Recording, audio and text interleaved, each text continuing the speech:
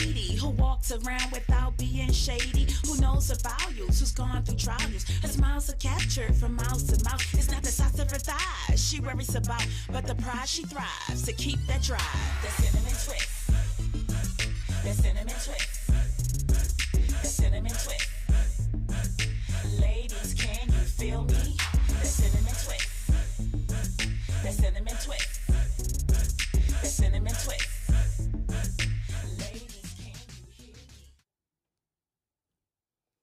Hello, this is your girl Tasha, known to the world as the Tasha Carpenter, but each of you call me your girl Tasha because when you hang with me, it's like you are hanging with your girl.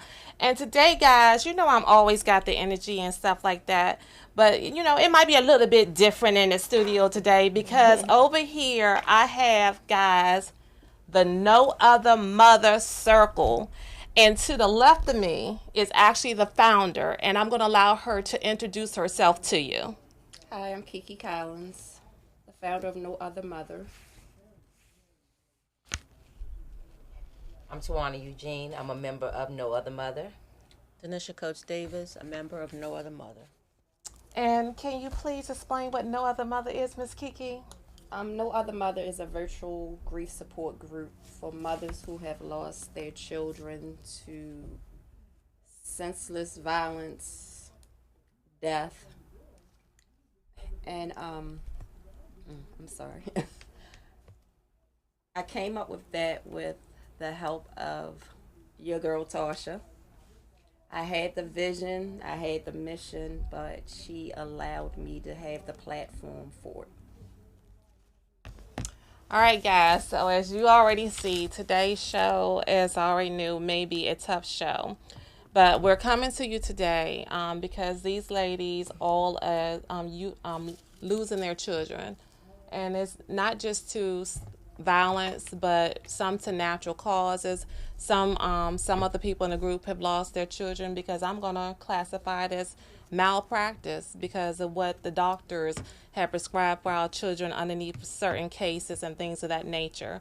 I want to make sure that everyone comes on here, that you share, go down in that corner to the left of your screen, hit that share button, invite on that button. I don't care who it is, especially if you know another mother that has lost their child, and any and everyone you know, because they have to understand what these mothers have in common. And as a person who has not experienced their pain, I want everyone that hasn't to understand what it is that we say to them, that we think that we're helping them, but instead we're causing them additional pain. So I think we could start with, I'm going to go down with Dynisha. I want you to talk about your baby and what happened. Gladly.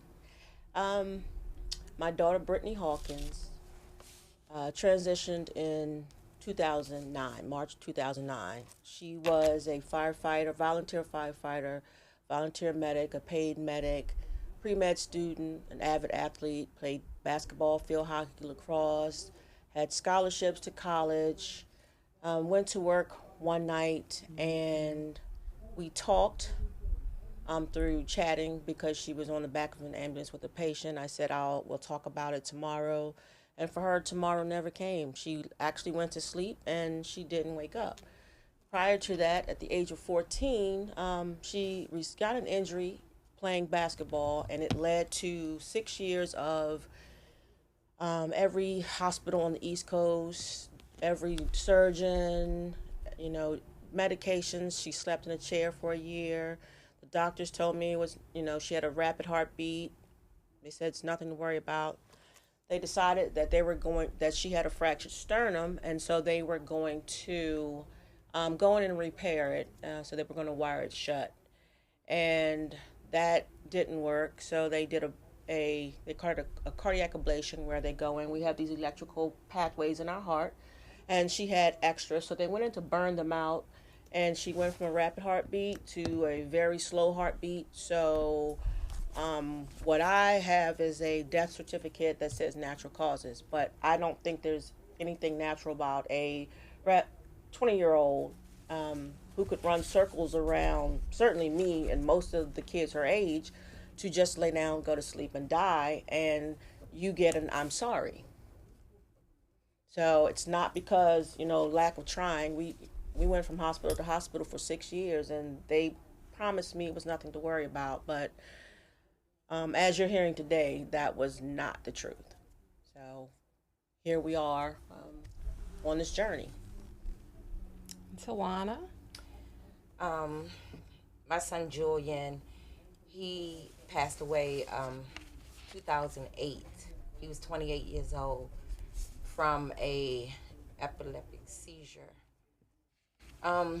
His seizure started happening when he was about maybe 7 or 8 years old, and it started out with him just staring into the air. You would be having a conversation with him and he would just kind of blank out on you. But then as time progressed, it went into humming, and from humming then it went into his body jerking, and he might fall off a bed or whatever. I know that day that it happened, he was 28 and he was sleeping and he had a seizure in his sleep. And when I received the phone call, they told me that he had passed away from having a seizure. And Miss Kiki? My son Dante Collins was 22 when he was murdered in Baltimore.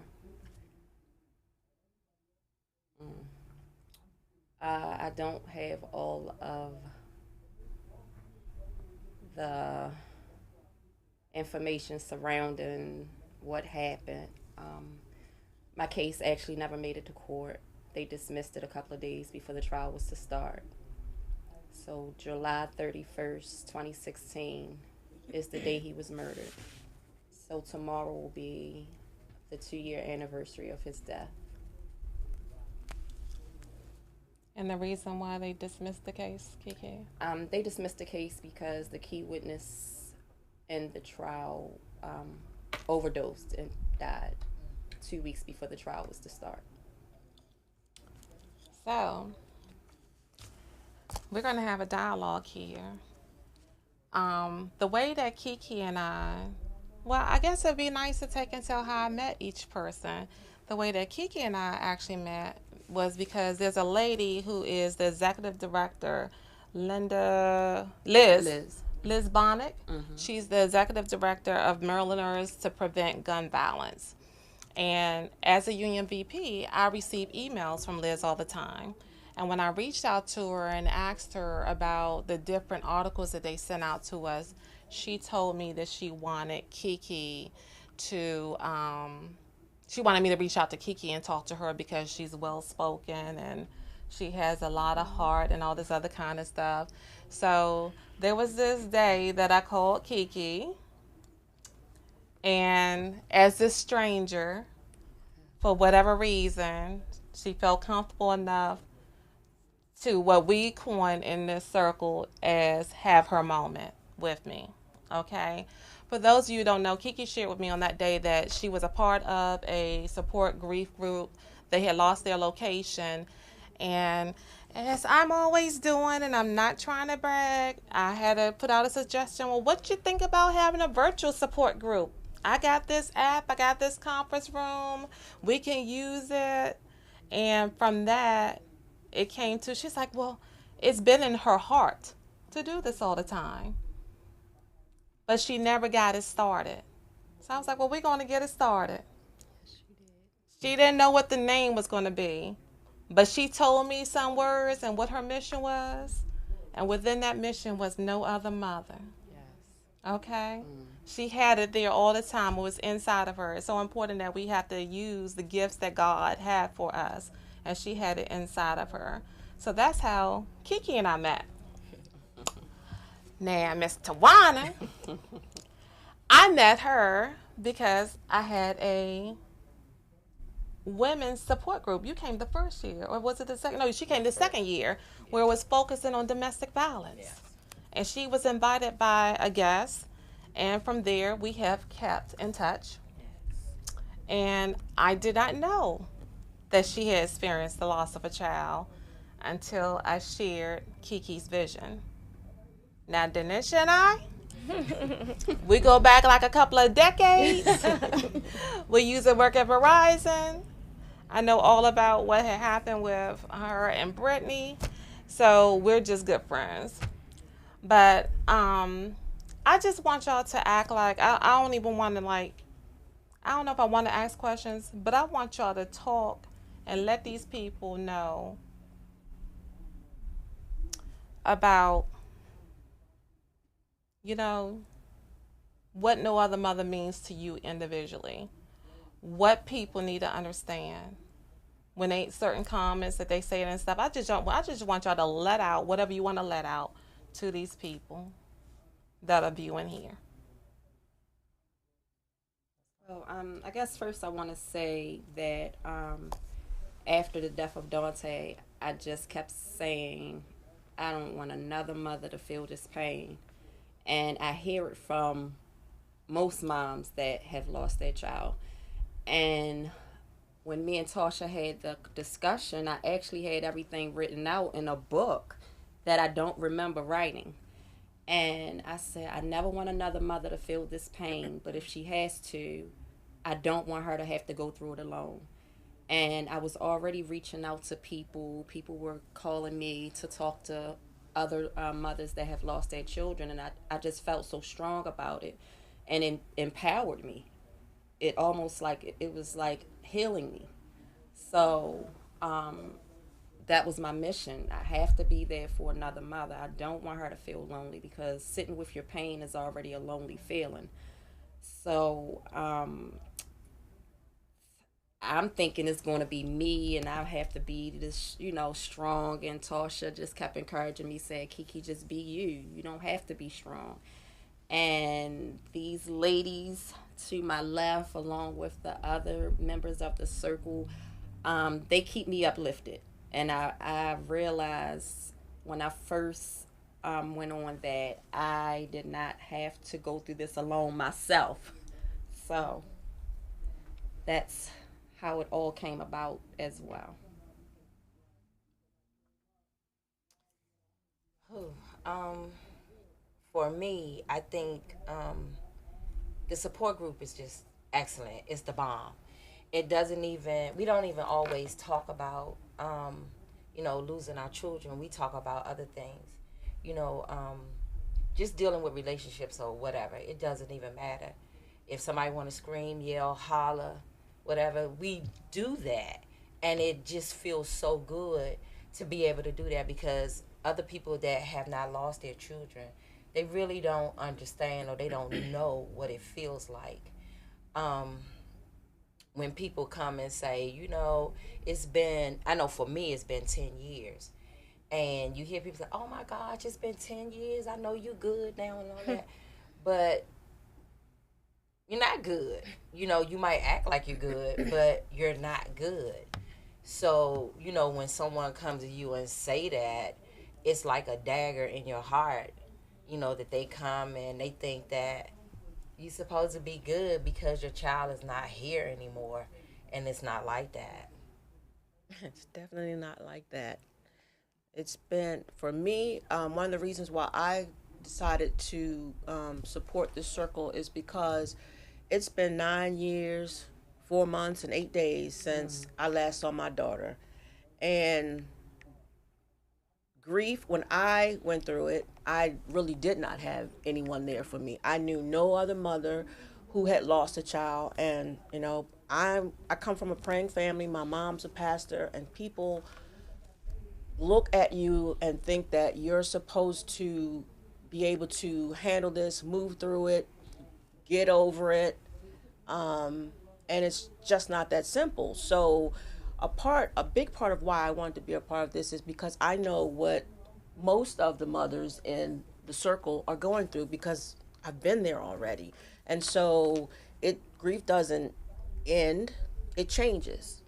And so for me, it was also to see if there were parents who have children who, they've been on this journey longer than I have, who can help me through the next stage because They talk about the 5 stages of grief, but they want you to put all these messy emotions into this neat little box, and it just doesn't work that way. And so they think, like Tawanna said, that you've been, it's 9 years. You should be over the hurdle, but it's a continuous thing. Grief is a part of who I am now, and that doesn't mean that I sit around and I cry all day, because that's what people think grief is.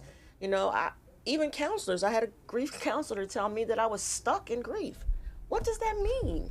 So I just wanted to come and be a support, to other mothers, and they've been a support to me as well. So I encourage people, it's a safe place, and that's what most of us don't have, even with family. We don't have a safe place where we can just let our hair down and whatever happens, happens with no judgment. So, guys, tell me, because you're talking about the grief, and we talk about your right to have the moment, and how people try to make you tell you that you're so strong, or it's been long enough now, you should be over it, and all this other kind of stuff. What do you actually use? Because there are other mothers on here. We know from a fact that when it comes to the group, that there are some moms who are stuck at home. They're not willing to go out and get the help and stuff that they need. There's some mothers, unfortunately, who are suicidal and have to go through that stuff. So Tawanna raised her finger on that. Can you speak to that? Because I want you guys to basically share, what type of outlets do you use to try to keep yourself sane? Because sometimes you don't feel, you sit there. I mean, I know this week is just last week was just a hard week in the group, guys. It was a hard week in the group, even for me. And because I listened to what y'all said, I sat there, I kept my camera off most of the time. Sometimes I popped in, but I was actually there the whole time. It was just a lot for me. But I couldn't be selfish as talking about what was a lot for me when I know what you're going through. I know what Tawanna Worlds that is not on here is going through, and each and every one of you. So speak to, how do you handle that what puts you in the feeling that you will want to commit suicide, or how do you recover from that? Wow. For me, it was a number of things. It wasn't just my son. It was just the everyday life and relationship and all that. But like when you have lost a child, and you go through anxiety, you go through panic attacks, you go through depression. You lose a piece of yourself when you lose your child, because this is the person that you have carried in your body, and for me, I was going to the doctor. They was giving me all different types of medications, because like we were just talking before we came on air about sleep aid and all that type of stuff. And I'm telling you, I mean, at one point I was drugged up so bad that I couldn't even function. I was taking medicine, and next thing you know, I'd be laying out on the street or at a meeting or something, and my family would have to come and literally kind of like carry me home and put me in a bed, and so you go through the therapy and all that. But a lot of times with psychiatrists, mostly, they just want to give you a bunch of medication and mad you up, and now you all doped up and everything, but not really getting down to the root of the problem. Medication is cool. I don't want to knock that, because it does work for some people. It just didn't work for me, and like I said, losing a child, it just takes something out of you.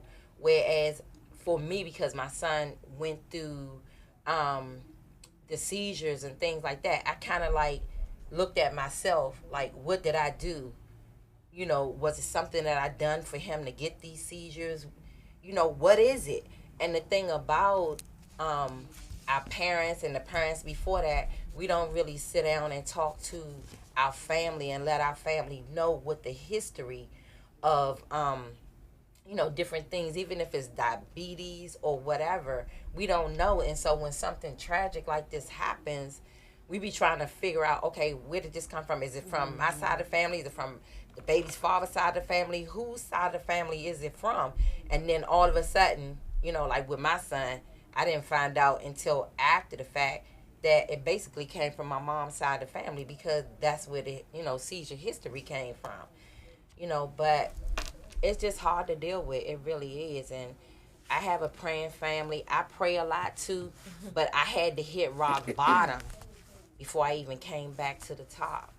So I just encourage anybody that lost a child, seek help, get in your support groups, come with us. We're a good group. We're a real good group. And we'll do whatever we can to help you through. It sure helped me. I know that. I thank God for Kiki and Miss Tasha. Oh, goodness. So what kind of outlets do you find yourself using, Kiki? The support group is awesome, but I know that as for me, I have to seek self-help as well so I could be effective to others. So I have a therapist that I see every week.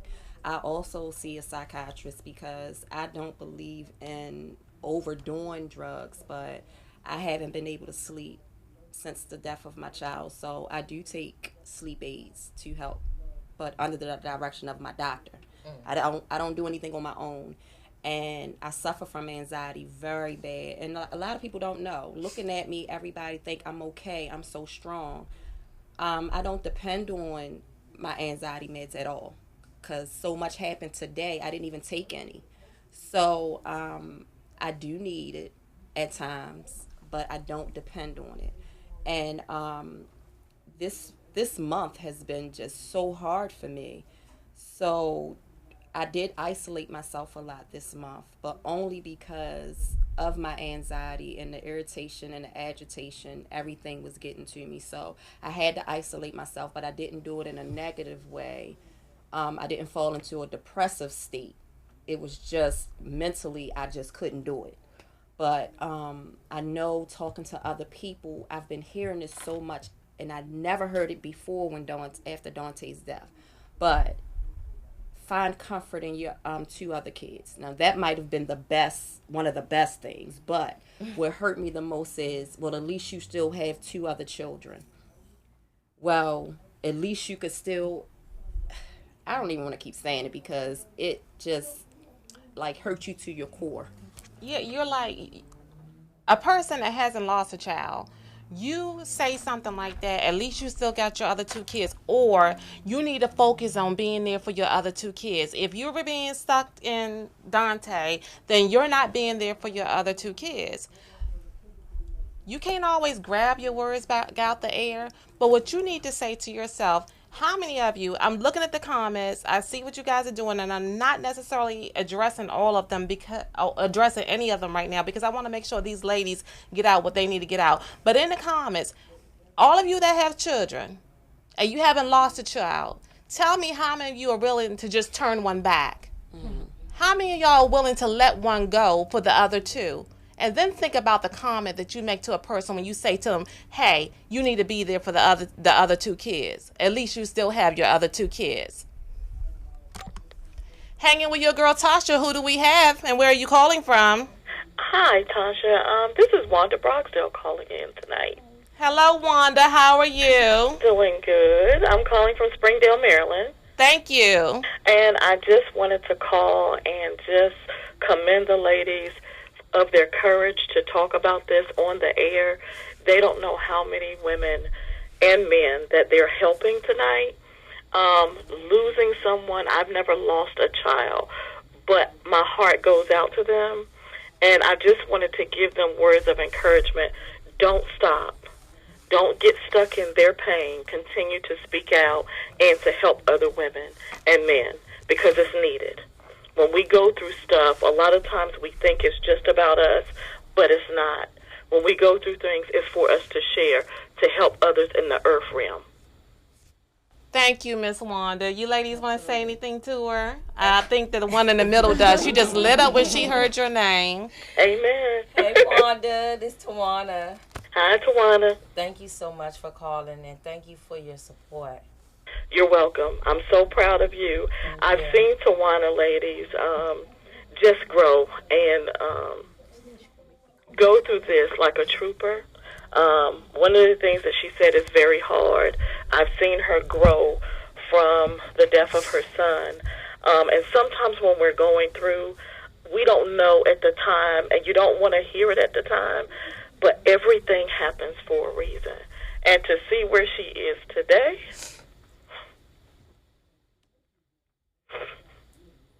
I'm so proud of her. I think it's life-changing. I wouldn't wish it on anyone, but I know that through this, it's caused her to be a better person and to be able to share with other people.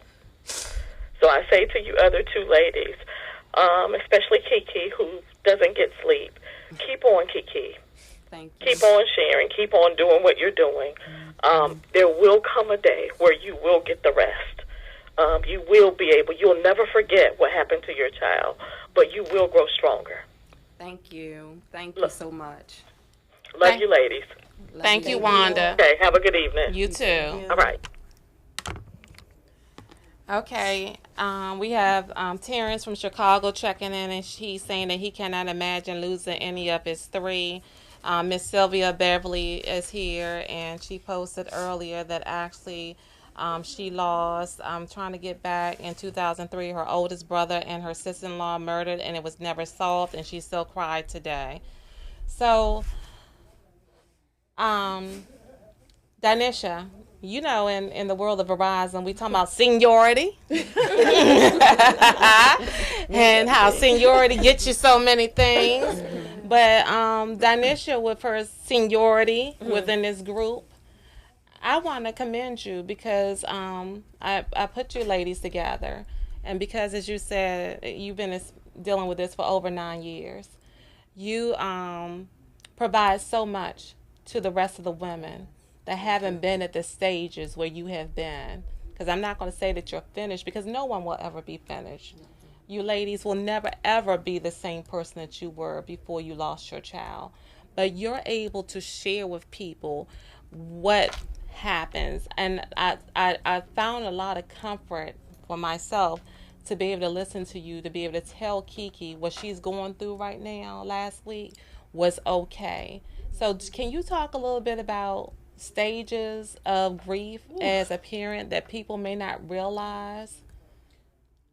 Well, the traditional stages of grief, they say they're 5. There are some studies that say they're 6, 7. I say they're like an infinite number of stages to grief, because emotions, I've experienced emotions that I never knew existed after the death of my daughter. And I know people mean well when they tell you how strong you are. But for me, it was, I wanted to cry. I wanted to mourn the death of my daughter, but people made me feel like if I did, then I was weak. And they're constantly telling me how strong I'm. Even my mom, she would tell her friends, "Oh, she's so strong. She gets up every day." I'm not. I wasn't strong. You know, they had no idea what it took to get up every day. I mean, I started out with denial. They say it's the first stage. I don't think that the stages go in any specific order, but I know I experienced all of those. I mean, I went through that. I went through anger. I went through bargaining. I mean, I still, there are lots of voids and lots of, holes surrounding my daughter's death. There are a lot of things that maybe it's a protective mechanism. I don't remember them because I'm not strong enough to handle them if I do. But I remember bargaining with God and saying, "God, please just take me. I will go. I will go," because my daughter had such a future. And I was angry with God. I went through a spiritual crisis. I grew up in the church from the time I was born. I mean, I depended on God for a lot of things, but I didn't want anybody telling me that she's better off. She's with God now. She's in a better place. I didn't want to hear that. I want her with me. These are some of the things that people say they mean well, but they are hurtful. They just, like, it's a dagger that just goes straight to your heart. I mean, because you can pray for me, but don't tell me, that my daughter is in a better place, that she's in the arms of God. I know where she is, but I also know where I want her. Depression. And people try to fix depression when you're grieving, but it's a part of it. People think they can fix grief. You cannot fix grief. What people can do is try to understand it and support us. Because what they want to do is make all of us and every other mother fit right here. It's supposed to look the same for everybody, and it doesn't. Grief is unique to me. My grief is unique. Hers is unique to her. Kiki's is, because our relationships differ with our child. I mean, and then you get to a point where it's acceptance, but you accept the reality that your child is not coming home. Because I played mind games with myself when my daughter died. I mean, this was a part of the bargaining. I guess this was in the bargaining stage, and I literally had to tell myself that my daughter was on vacation. I did that too. I mean, it sounds. I did that too. And I thought I was the only one. No. I swear I thought I was the only one, but Yeah. I did that. I mean, that's just one of the things I had to do to protect myself. But people need to understand that grief is not pretty. There's no expiration date on grief. It doesn't mean that I have not moved forward. Maybe not moved on, but I have moved forward. I think that how I dealt with it and how I still deal with it is I make it my business to help other mothers. I make it my business to help other families, children. Like, I have a nonprofit, and we help families through this process, because even financially, like, we're all surrounded by 1,000 people in the first couple days. Right. And then they go away, but people don't want to talk about grief because it makes them uncomfortable. But how do you think we feel? Exactly. Right. They deal with it for a few days, a week, or a month, but this is our life for the rest of our lives. Doesn't mean that we won't be productive. We can't be productive. We can be, and we will be. We are, because we're helping other people every time we come together. And moms join in, even if they don't say anything. I'm sure they're hearing something that makes them say, you know what, I'm not crazy. Right. I'm not the only one who felt this way, because I never heard anybody until you guys just said about the vacation. Yes. So, like I said, I'm still learning. It's a journey. It changes. I'm learning. You guys are teaching me, even though seniority, you guys are still teaching me, and I'm thankful. And thank you, Tasha, for inviting me to be a part of this circle.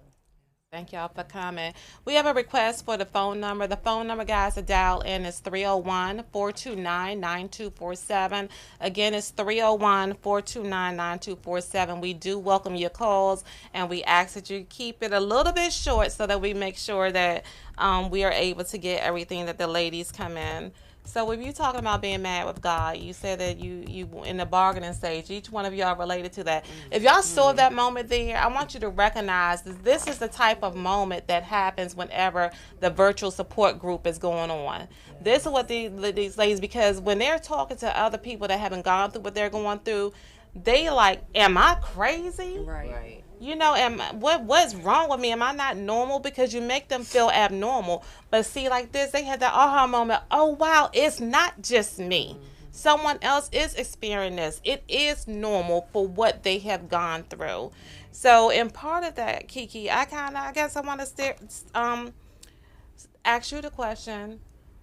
Each and every one of us have an outlook about death, okay? And some of us are fearful about death. Some of us be like, oh, whatever happens, or whatever. I can only imagine that your outlook on death prior to losing your child to your outlook on death after losing your child, that there has to be a difference. Can you speak to the difference that you have when it comes to the outlook of death now that Dante's gone? As for me, depending on what stage I am in, I can honestly say sometimes I haven't wanted to end my life, but I've gotten to the point where I said, whatever happened. Like, I'm tired. I'm not going to do it myself, but if it happened, I'm ready.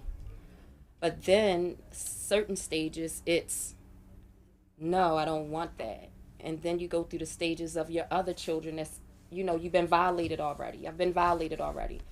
So my anxiety is out of this world because I feel like if I was touched once, I have to, like, I want to be so protective of my children that's still here. I said I can't afford to lose another child to the streets. So my outlook on death is just, it's all over the place. It depends on what stage I'm in.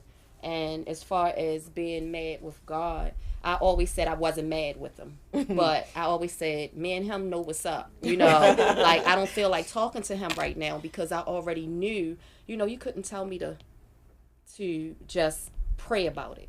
That makes me angry at times. I say, you pray for me. So I'm going to interrupt you for a moment. Those of you who are saying that you're experiencing some problems with hearing, I'm being told to just go out and come back in. Some people are still hearing. And it's hanging with your girl Tasha. Who do we have, and where are you calling from?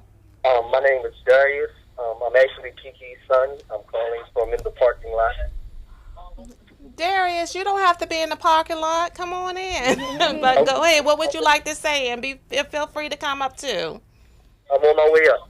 Okay, say what you want to say. Well, I just wanted to commend the lady. Looking at my mom and you guys sitting right here, I'm actually looking at it on my phone, and it's touching. Like to understand and know what my mom is going through and see other mothers going through it. I just want to really commend like the ladies for going through what they're like. I mean, to be able to deal with what they're going through, the way they're dealing with it. It's just very inspirational to a child such as myself who's dealing with it. Well, Darius, we thank you for calling in, and you are more than welcome to come up to the 6th floor, baby. Don't get on that first elevator, though. I was stuck in it this morning, me and my daughter and some other people. Okay? We'll see you shortly. Thank you. So you said that you're glad that he called in because he says... He's never, like, my son won't get help.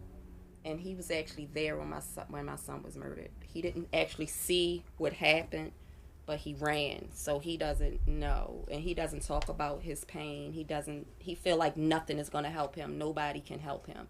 And I help, I'm sure, hundreds of people. Even if I don't meet them personally, virtually, over the phone, whatever. And that just, like, I lit up when I heard his voice because I think that's the closest he's gotten to probably talking, period. So that just made me feel really good. Good. And I want to, when you said he won't get help, my sons never, I'm thankful. So when people say, be thankful you have other children, I am thankful that I have other children, but I have a void that can't be filled by anybody but Brittany. So there will be this void. But my sons tried to deal with it on their own, and if my youngest son is watching, I'm going to just say, I need to share this because there's someone listening who needs to understand this and hear it. But my youngest son attempted suicide. And I was so hurt and angry because, at that time I thought it was a selfish act. But it's really not. It's just so much pain. It's just so much pain that they don't know how to direct it. And it's inwardly. They're just inwardly, they're hurting so bad. Because I know how many nights I said, God, if I have to wake up and feel like this tomorrow, I don't want to wake up. Now I really, deep down in my soul, didn't mean it. I just wanted the pain to stop. But the only way, I say it 100 times, the only way out of it is to go through it. Right. And the longer they prolong talking about it, dealing with it, the more hurtful it becomes because it just builds and builds and builds. So I'm hoping that this is a new start for him. Yes. And that he will feel better about talking about it, seeing us here, right. Even with raw emotions. It's okay to cry. Mm-hmm. It's no shame in crying. That's not a sign of weakness. Mm-hmm. It's a sign of the love that you shared for your brother, for your sons, for whomever it may be. I mean, but society has made it taboo. Yeah. And it's not. And you can't heal if you don't deal with it. Yeah. We have Miss Tajla Battle Lockhart checking in. She states, I lost my mother. She was a single mom, and I'm an only child. Yes, it gets lonely for sure. I relate to her being on vacation as well at the beginning because she lived in a different state. Thank you, ladies, so much for sharing. What I wanted to say is, for me, um, my son with his seizures, when he was young, I could make him take his medication. But as he got older, and grown, so they say, he was like, Mom, I don't want to take that medicine. It makes me sleepy. It makes me drowsy. It makes me fat, this, that, and the other, and all that. So he stopped taking the medication. And so now I have another son, and I hope he watching this too. But he doesn't have seizures. He has MS, and he stopped taking his medicine. And my fear is I don't want to have to go through this again. And I keep asking him, and I keep telling him, please go to the doctor. Please go to the doctor just to see about yourself. So I just encourage any young person out there, please go to the doctor. See what's going on with yourself. And if it is something going on, hopefully they can catch it. You can get something to help it, maybe slow it down, whatever it may be. But please see about yourself. Once again, the phone number to dial in is 301-429-9247. Again, it's 301-429-9247. And guys, we usually try to pick you up as soon as a call come in, not to lose you. But please just understand that we are live. And unlike my other shows, I don't want to necessarily have to interrupt them when they're talking. So do not hang up. Stay there with us. We will pick you up. Okay, we will pick you up. That's okay. Son has just came in the door. Hey, I only seen him on Facebook. Look, okay, so right now I see Tawanna Worlds is checking in. She's saying she loves you, ladies, and she has the emoji with the tears on her face. I think that this is a good time because I did reach out to some of the mothers in the circle and some that are outside the circle, and asked them if they could shoot me an email. Okay, before that, one moment. Hanging with your girl Tasha. Who's calling in and where are you calling from? This is Stacy calling from Atlanta. Hi, Stacy. That's another one of our mothers. Hi, girls. I miss y'all. Miss you too. What you I'm want? so happy that I got in on y'all. I've been listening, I just so appreciate y'all. We appreciate you too, lady. And I love you, Stacy. We have that. I'm sending you so much love, because tomorrow, we don't know how our emotions is going to be tomorrow, but I send you love. I send you big hugs, and I love you. I love you. Oh, I love you too. Today, this whole month has been real heavy, but first of all, I'm so happy that Darius is there, and I'm so going to share this with my son Darian. Me and Kiki have so much in common, but my son Darian is the same way. He doesn't feel like there is anything that can get him through this. So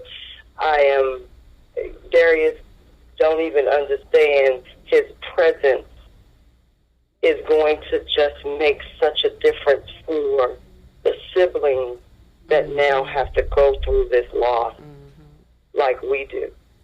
So I'm super excited just about that. Tomorrow, I don't know what my emotions will be. I'm praying that I get through it. I know that I will. But it's just this year, too, and we talked about this on the call, like this is the roughest year. Yes.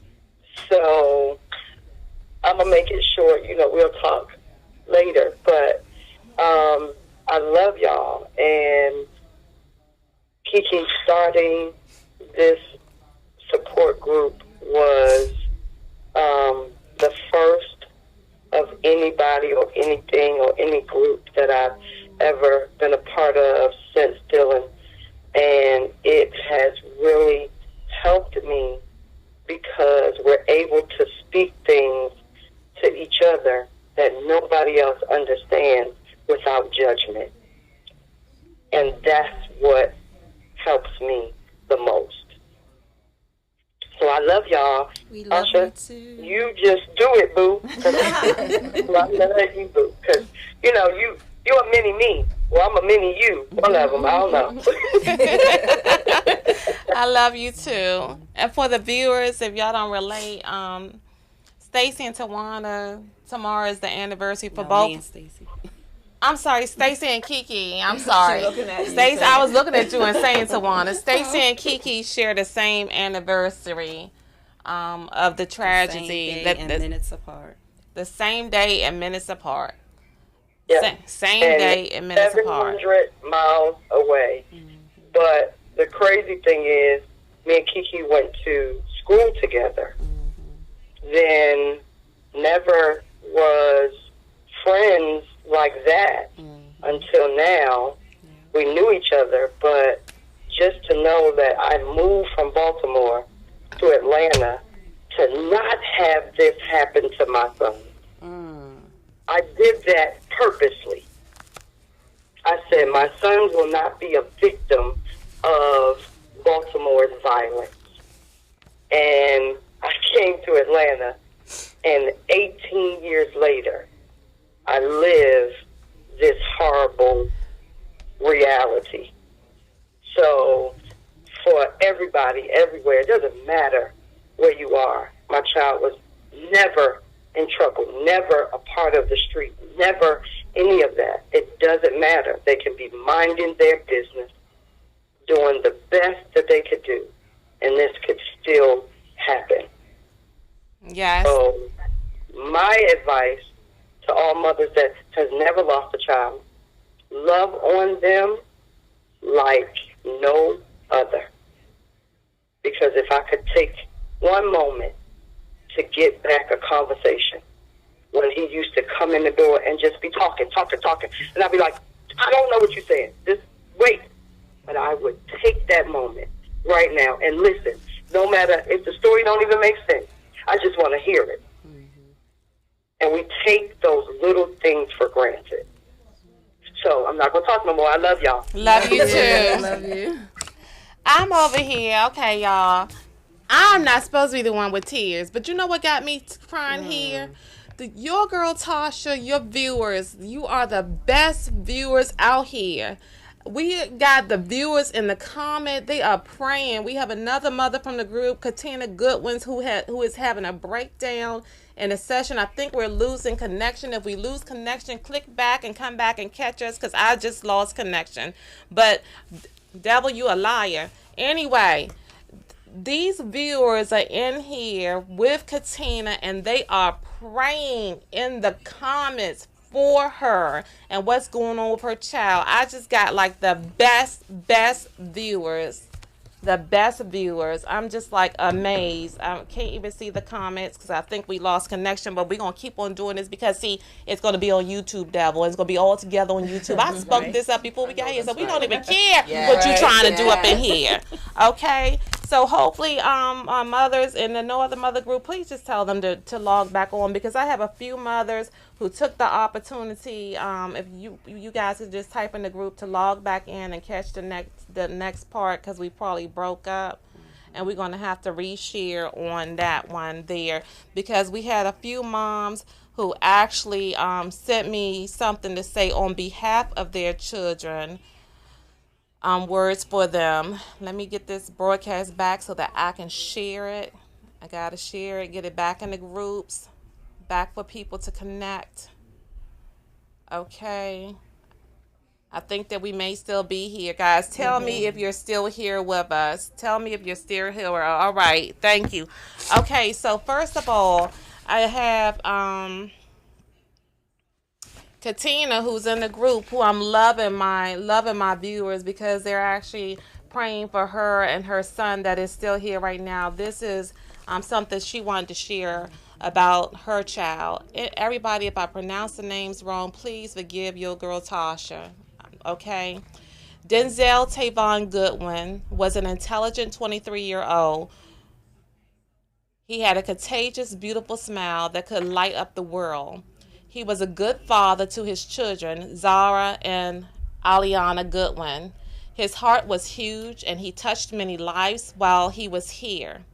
He loved and cherished his little brother, DeMonte, who the group is praying for. Yes, y'all lift him up. They're touching and agreeing for DeMonte. He loved me, his mother, Katina Goodwin, and always showed me just how much he truly loved me. Even after he passed away, he had left text messages in his phone confessing just how much I meant to him. He's gone too soon, but he'll never be forgotten. I always keep his memories alive. January 12, 2018, a day before my birthday, is when he went home to God. Next, we have a message sent in from Miss Tawanna Worlds, who's also in the comments and part of No Other Mother. Tawanna Worlds. Kev Ryan, who was born 7/29/02, was a very smart and talented young man who had his whole life ahead of him. He was diagnosed at the age of 5 with ADHD, in which he was prescribed medications for. The school pushed and forced the medication so that the teachers could deal with him. To my surprise, this very medication that was supposed to help him ended his life. On 4/18/18, at the age of 15, he went to play basketball after school and he died on the courts. Long-term use of these dangerous drugs put my baby in a grave. After his death, I began to research the medication and found out a wealth of information about how dangerous these medications can be, and sudden death is one of them. My message now is to parents is to research anything you give your child. I'm on a mission to save someone else's child by sounding the alarm on what they're pumping into our kids' system. Next, we have a mother who hasn't had the opportunity to join the group yet, but she just had a memorial service for her daughter yesterday, and she sent in the information writing as if she's writing from her daughter. And this comes from Queen Afi Gastons for her daughter Smiley, also known as Nana. Thank you all for helping to keep my memory alive. Thank you for all your condolences, prayers, and support of my death on July 30th, 2016. I want all my family and friends to always remember I am with you. Life really is precious. I wish I could have cut my love and loyalty short. I'm going to give you a little bit of history with Queen Afi. Her daughter was actually taken by domestic violence. So she wishes that she could have cut her love and loyalty short when I first saw the signs. I feel bad that my daughter, Blake, will have to know me from Facebook, but you all have made my page something she can be proud of, and for that I love you all. Thank God for my mom and my dad who made the Smile for Smiley love movement a place where you can use my love and my story to help people be resilient and change tragedy into love, even though it's one of the hardest tests to pass. But together, ain't nowhere to go from here but up. Just as mommy said. Oh, and kill bruh. That's something that means something to the family. And that's pound Nana's World. Hashtag Nana's World. Guys, we have not told you. Look, first of all, each and every one of us can be found on Facebook. I need a time check from the sound room. Each and every one of us can be found on Facebook. If you want to find Kiki, you go to Kiki Collins on Facebook. KeKeCollins.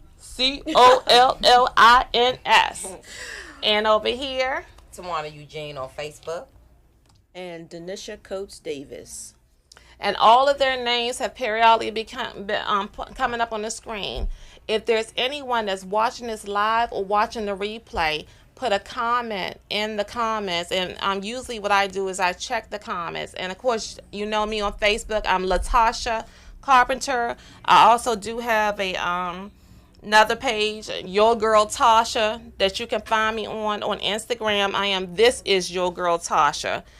Any one of us, if you want to know about the support group, we are looking for more mothers to join us. As you heard from Stacey, she's in Atlanta. We have people all over. I saw a comment before my screen went out on my iPad from Margot. She's here. Margot, we love you. And Letitia, you're here. We love you. Where are they located? Baltimore. And they're in Baltimore. But this group, you could be wherever you are. You could be in a grocery store. We've had people in a grocery store. We've had people in the bed. You know, people in the car and all this other kind of stuff. And we send you a link, and we and you can join with us. It's every Tuesday from 7. Usually runs up until 9 o'clock.